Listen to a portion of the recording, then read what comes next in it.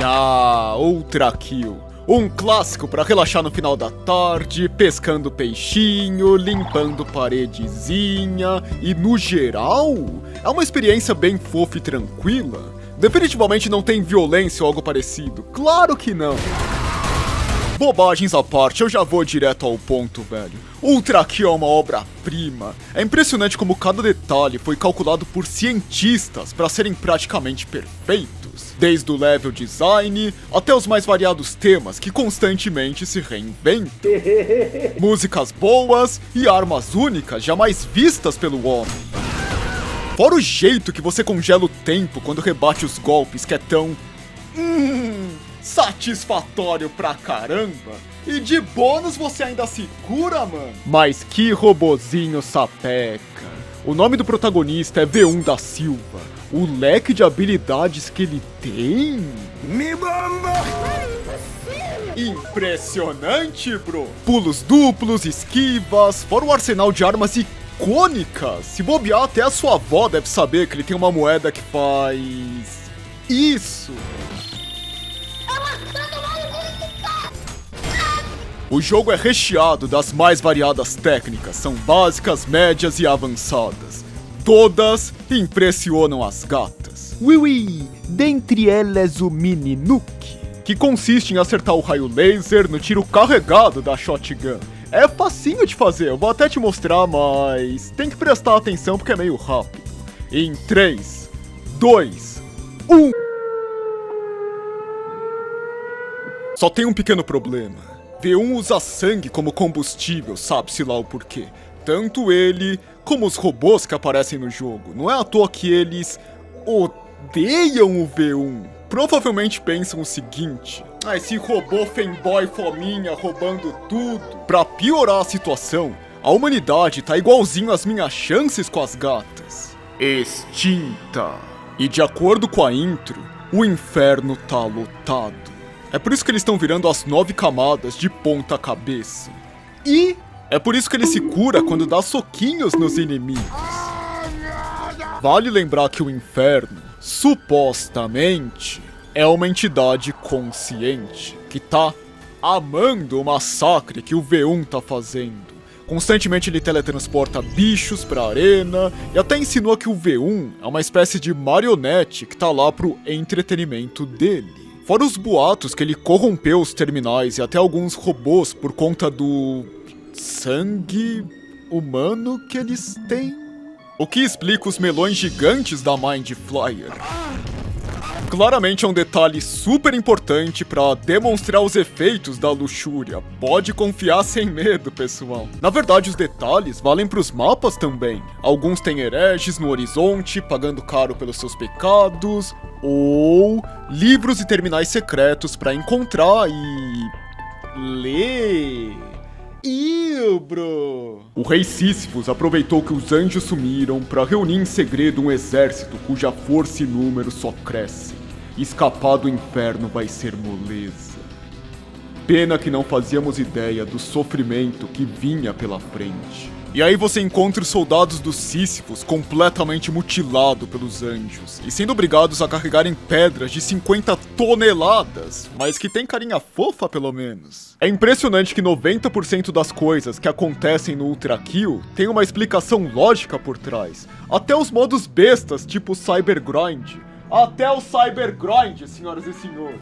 De alguma forma, tem uma explicação, já que são batalhas simuladas, criadas pelos terminais pra matarem o tédio. E ver até onde que você aguenta chegar. Aliás, terminais adoram julgar a performance de cada fase baseado nos combos e técnicas que foram feitas. Quanto mais aura no combate, mais pontos. Quanto mais pontos, mais upgrades pra comprar. Detalhes que parecem bestas num primeiro momento, mas que vão somando e forjando o paraíso perfeito das imersões, daqueles que dão gosto de conhecer, talvez até levar para um jantar romântico.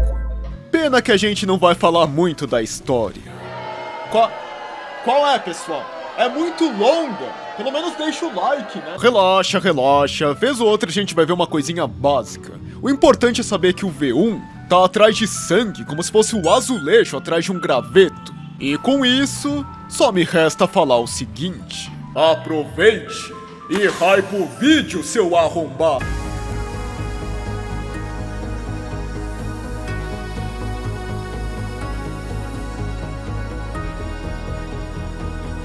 Olha quantos cenários lindos. De longe, o level design é uma das minhas partes favoritas. Ao todo, são 8 camadas para conhecer.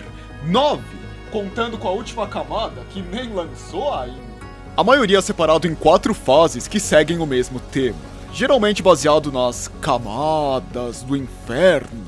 Tem a do tesão, que é uma cidade com arranha-céus e vilas bissexuais, ou da ganância, representado por um vasto oceano de moedas douradas. Se os plebeus pisam nelas, BUM! São queimados. No começo, as novidades são mostradas de forma humilde, com os jogadores sendo colocados nessas caixinhas de fósforo que mais parecem um apartamento em São Paulo de tão minúsculas que são. O que, ironicamente, pode ser meio frustrante para alguns. E quando eu digo alguns, eu quero dizer que sou eu mesmo, pessoal. Eu odiava essa porcaria no passado. Mas aí eu comecei a entender que a primeira camada é apertada porque ela representa o paraíso falso. Uau, são tantos detalhes pra admirar, né? O barulhinho dos passarinhos, que na verdade vem de altos-falantes escondidos, a paisagem que parece infinita, e talvez seja mesmo. Pena que a gente tá preso num cubo. Olhando assim, o que eu falei parece óbvio, mas em minha defesa, antigamente o jogo era meio feinho. Sem ofensas, é claro. Pelo contrário, é legal ver que algumas camadas foram refeitas. Agora a ideia do que elas representam ficou tão clara quanto um cristal. Meu cérebro até expandiu. E eu passei a gostar mais do começo. Além de ser divertido, faz sentido ser tão pequeno. Imagina como seria estúpido se o inferno trollasse a gente logo de cara. Ops, mil desculpas por isso, viu? Aliás, eu não olharia pro lado se eu fosse você. Meio confuso, né? Me sinto um jornalista gamer sem a tinta amarela. Tem que ser devagarinho, pra ganhar confiança e modesta à parte. Ultra Kill faz isso muito bem. Quanto mais você avança pelas camadas, melhores ficam. O que gera um impacto maior quando você sai do cubo mágico e cai num mapa aberto, com vários caminhos pra escolher, inclusive um pra perder o bebê instantaneamente. Pulando mais da metade da fase?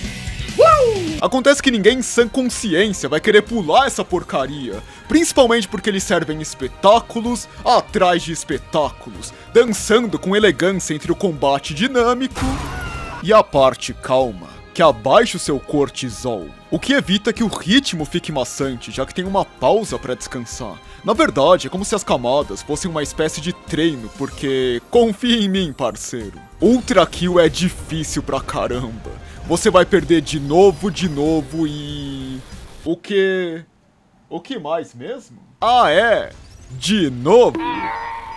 Pra compensar tamanha dor interna, cada fase tem uma espécie de novidade. Seja com mudanças nichadas, tipo botar o V1 embaixo da água, o que deixa o pulo dele mais lento, porém mais longo, ou apresentando inimigos novos, que lentamente se enturmam com o resto, o que gera questões filosóficas durante a gameplay.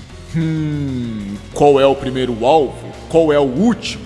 Quais são as melhores estratégias? E a beleza do jogo é que se você pergunta isso por uma pessoa normal, depois a gente vai ver essa imagem com calma, vai ter uma montanha russa de respostas. A qualidade do level design é tão alta que dá pra repetir as salas usando centenas de táticas diferentes e de alguma forma todas vão estar absolutamente certas, incluindo a do cara que só usa o revólver azul. Ele vai se divertir fazendo isso? A graça é formar aura de forma efetiva. Mas cada um faz o que der na telha. Eu jogo TF2 há mais de 20 anos, parceiro. Quem sou eu pra julgar alguém? E por mais que as camadas devem seguir o mesmo tema, elas foram criadas de um jeito tão artístico que é praticamente impossível prever o que vai acontecer. Por exemplo, o capítulo da guerra. Pelo nome, é normal pensar em bombas, trincheiras e até na minha ex-esposa me batendo. E por mais que tenha lógica, quer dizer, é aqui que eles introduzem robôs feitos pro combate, abominações metálicas que estão equipadas com miniguns ou lança-foguetes e que supostamente massacraram vários soldados humanos durante a guerra. Somando 2 mais 2, dá pra entender porque começaram a usar sangue como combustível, já que de um lado eles tinham uma pilha gigantesca de corpos e do outro quase nenhum recurso. É um tipo de história que você não precisa de livros ou texto pra entender, basta observar o ambiente. E também as costas do Gutterman, já que ele leva um caixão com um esqueleto dentro. Só que seria muito previsível começar assim. Ultra Kill não é que nem as outras garotas, guys. E o capítulo abre num palácio pacífico, branco e até mesmo sinistro, que aliás tem uma das melhores músicas do jogo, com corredores confusos que formam um labirinto completamente doentio. Quem se perde lá dentro desaba de cansaço, e logo em seguida é colocado dentro de manequins uma criatura grotesca que protege o palácio pelo resto da eternidade. Ironicamente, o inferno criou ele se inspirando nos Guttermans, não em questão de tamanho, tampouco em ataques, mas sim na crueldade humana de colocarem corpos dentro deles. Apesar disso, o labirinto é um lugar bem dinâmico, só tem que ficar esperto para não ficar dando voltas sem parar. O bom é que conforme os combates vão acontecendo, as paredes vão sendo pintadas de sangue. Isso mostra que a guerra é uma forma de arte pro inferno. Depois sim vem a guerra de verdade, onde o inferno se comunica com mais frequência com o V1, e até passa algumas ordens, como detonar uma bomba, por exemplo. Me bomba! A próxima parada é uma espécie de cemitério mal assombrado, guys, e ai que medo. Que mostra o resultado horrível de uma guerra. E também os robôs batalhando contra as entidades do inferno. Pra encerrar com chave de ouro, você se depara com o lendário Earthmover. Mais uma máquina criada pelos humanos. Essa aqui pode dizimar cidades inteiras em um piscar de olhos. O plano é destruir essa abominação de dentro pra fora. Aliás, o V1 foi criado justamente pra isso, pra destruir Earthmovers. Claro que não vai ser uma tarefa fácil. Geralmente o final de cada capítulo é protegido por um chefe. Os queridinhos da comunidade. É o Gabriel, um anjo que fiscaliza o inferno e tá pistoleta com os robôs. E o V2, que é tipo seu rival de anime lendário. Se eu tivesse que descrever os duelos com uma única palavra, com certeza seria caótico, bro. A batalha é tão rápida que tem vezes que mal dá pra saber o que tá acontecendo direito. Imagina descrever então, pessoal. Se por um acaso você não tem um instinto gamer afiado e precisa pensar pra agir, trago más notícias, parceiro. Ficou parado na luta? Pum! Já era. Eu realmente me odeio por ter que falar isso, mas é como se fosse um Dark Souls do FPS. Com os momentos certos pra atacar, esquivar dos golpes que nem um lunático e contra-atacar. É aqui também que algumas pessoas vão aprender a gostar do raio laser verde. Assumindo, é claro, que você não é noob que nem eu e acerte o tiro. Já que ele te cura por um certo tempo, o que é bom, ao invés de você morrer em 2 segundos, você morre em 8. Olha só que beleza. O que mais me impressiona é que apesar do caos dos duelos, os chefes funcionam ao ponto que você fica na pontinha da cadeira querendo saber quem ou o que vai proteger a saída da próxima camada. E o mais importante de tudo, as lutas não são maçantes. E com o Earthmover destruído, o capítulo 8 começa, que ironicamente mostra a vida depois da guerra, com o que restou da humanidade deixando as diferenças de lado e se unindo para se reerguer. Uma das ideias centrais foi montar equipes científicas e mandar elas fazerem expedições que quase chegaram na porta do inferno, o que explica aquele maquinário exótico que aparece na intro do jogo. Uou, guys! Tá tudo conectado! Por favor, termine a minha vida. Tenha em mente que o nome do capítulo é fraude. Então talvez nada do que tá aqui é real. Porque o inferno mentiria pro V1 sobre uma coisa que não tem a menor importância pra ele? Não faço a mínima ideia, mas é bom deixar claro, né? Senão já viu o Twitter. Ei, guys, comer vidro ao ver esse vídeo? KS. Nossa senhora, Twitter tá pior do que eu também. Mais de 5 anos fazendo a mesma piada sem graça. Ufa! Como as camadas são charmosas, né? A cada esquina tem uma novidade que bota um sorrisão no meu rosto. Principalmente por conta do equilíbrio básico entre a parte calma, com segredos pra serem caçados pelo mapa, e a parte do combate, separado por 2 tipos de salas. Opcionais, para os plebeus passarem reto sem o menor problema. O capitão óbvio também, né? E obrigatórias, onde o inferno tranca elas com um X gigantesco, como se estivesse falando o seguinte: Calma aí, V1, que pressa é essa? Por que você não brinca com seus amiguinhos primeiro? a melhor parte é que ideias novas raramente são saturadas, o que dá um motivo bônus pra voltar nas fases antigas. E do mesmo jeito que o cenário conta uma história na 7ª e na 8ª camada, as outras camadas também têm histórias. Tá certo que algumas informações ficam meio escondidas e você ainda tem que ler. Vejam, plebeus, foi nesse lugar que o rei Sísifos perdeu toda a sua aura. Ai, que tédio. V1, tem joguinhos do seu iPhone? Brincadeiras à parte, é um jeito legalzinho de criar imersão. Quem vai no capítulo 2 pela primeira vez, por exemplo, pode pensar: ah, que lugar melancólico e tal, e fica completamente encantado pela atmosfera. Agora, quem conhece a história vai tipo... E esse é o poder das camadas. Boa parte da mágica do Ultra Kill vem justamente delas. Quanto mais você conhece, mais você adora, de tão intrigantes que são. Tanto é verdade que das mais de 20 fases que tem, eu só não gosto de 2. A 2-3, que é tipo uma sauna gamer, onde meu inimigo favorito aparece pela primeira vez, que é a mãe de Flyer, filha da puta. E a 4-3, pessoal, que você desbrava a tumba do faraó no meio da escuridão. E mesmo assim não são fases chatas que você rasga a bunda. Oh não, guys, eu não queria estar aqui.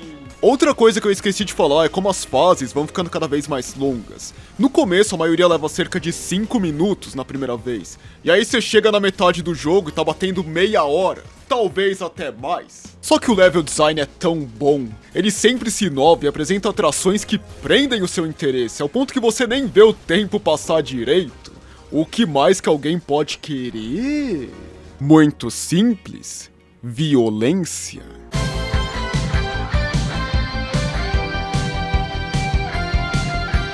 Finalmente, pessoal! Hora de ver as armas que o V1 usa no inferno.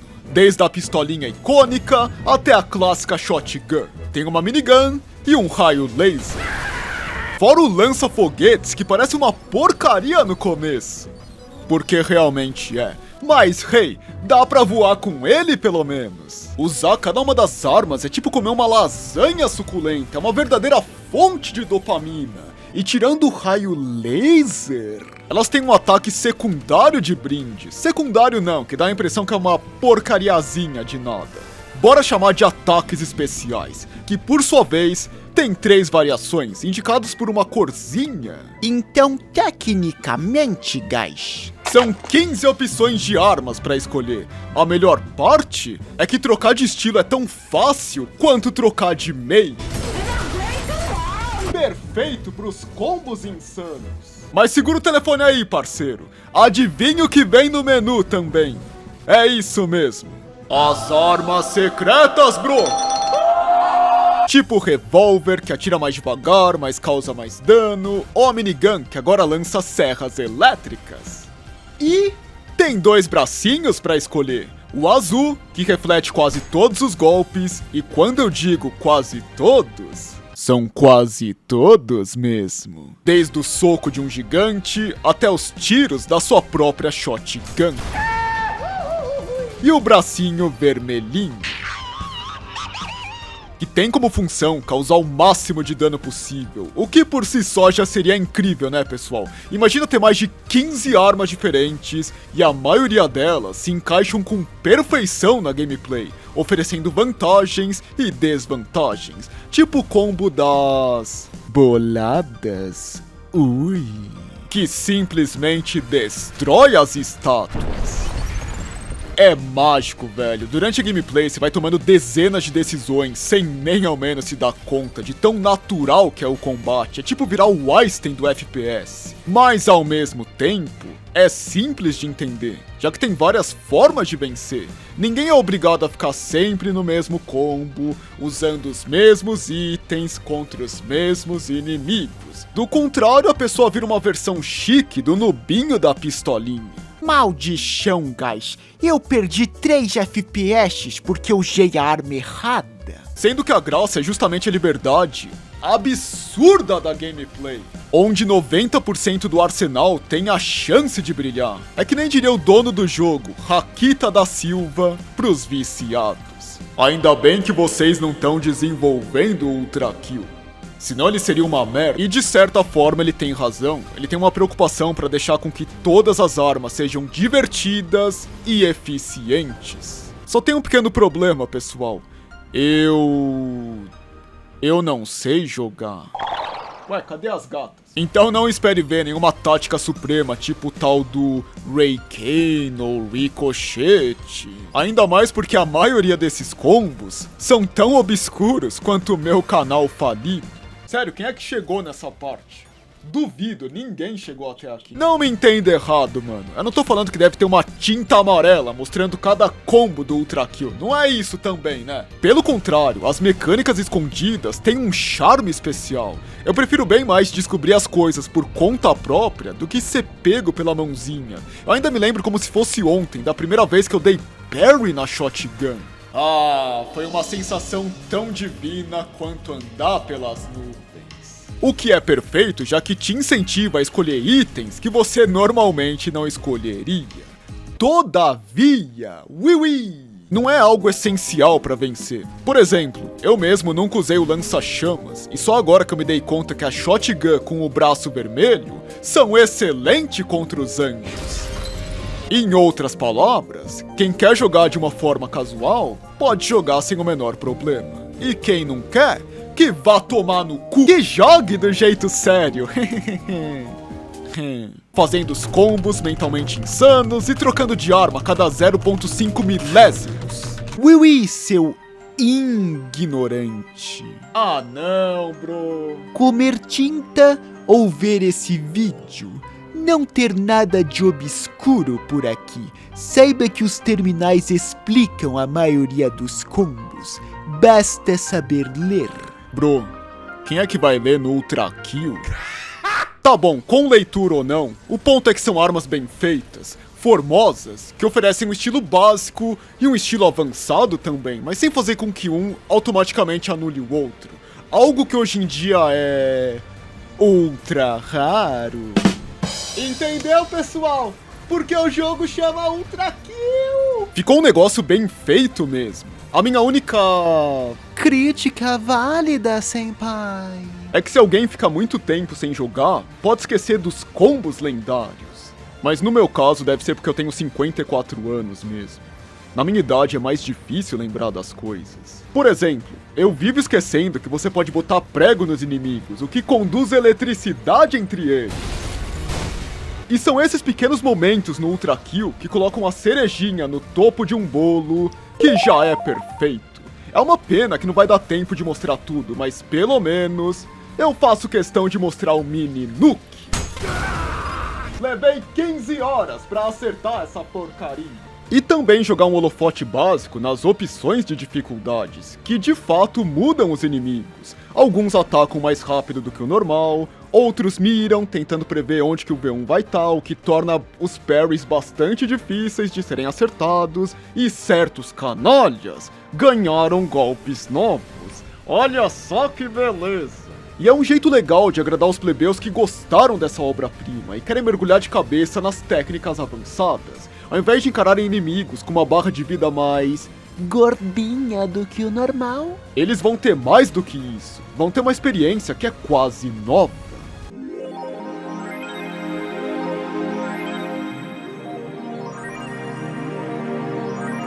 Ok, o jogo tem camadas encantadoras, armas divertidas de usar, e a gameplay é tão criativa que uma fase pode ser completada de várias formas diferentes. E então, como aumentar ainda mais a qualidade dessa obra-prima?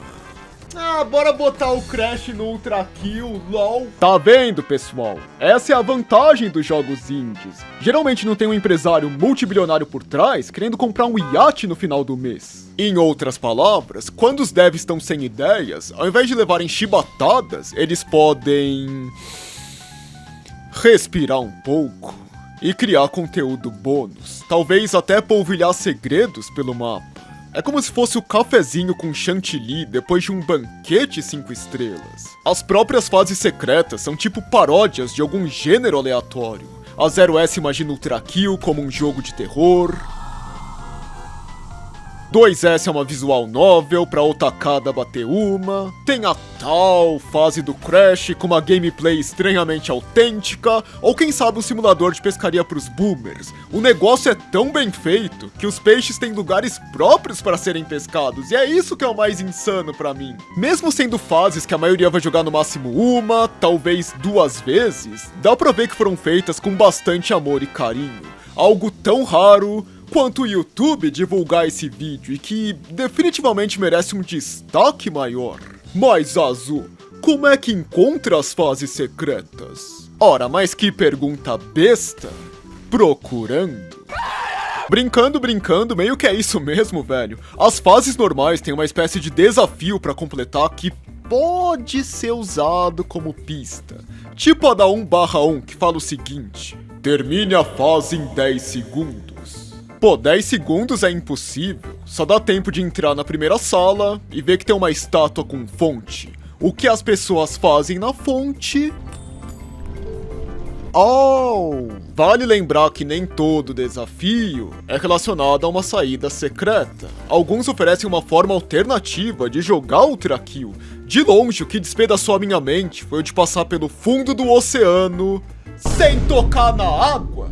Como é que tira a água do oceano, bro? Pessoalmente, eu não sou um cara que você para e pensa: poxa vida, mas como é gamer o Azulão? Completou todos os desafios? Não, eu tenho 7 filhos pra sustentar. Ou eu faço os desafios do Ultra Kill, ou eu vejo os vídeos do Enaldinho. Acredito que a maioria sabe qual que é a escolha certa. Ainda assim, ver que a parte extra tem uma qualidade tão alta quanto a principal me deixa orgulhoso pra caramba. Pra quem gosta, é um paraíso gigantesco de atrações. Aliás, lembra do quadro do idoso?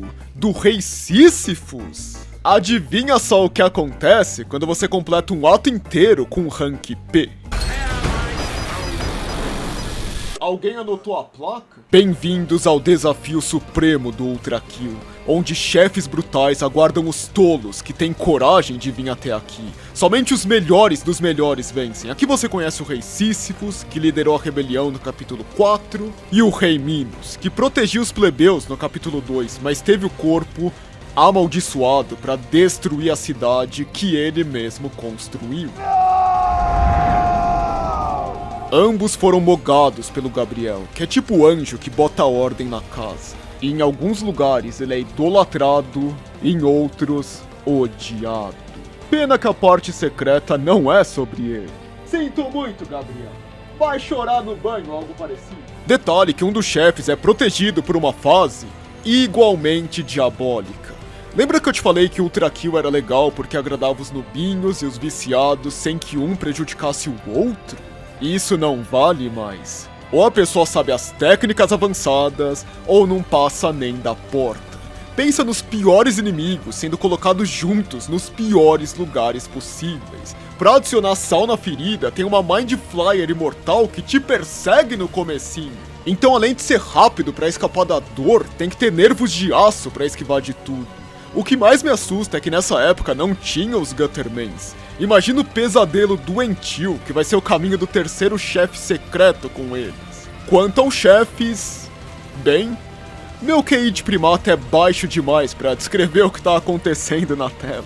O máximo que eu consigo falar é que parece uma luta do Dragon Ball Z. Isso porque tá no fácil. Imagina no difícil como é, então. E eu sabia que esse azul tóxico era Larpergás. Opa, perdão, Narutinho. Perdão por não ter zerado o jogo na dificuldade brutal, bem dado, enquanto eu troco de arma de 2 em 2 milésimos pra ter uma opinião válida. Só me resta larpar mesmo, não é mesmo, pessoal?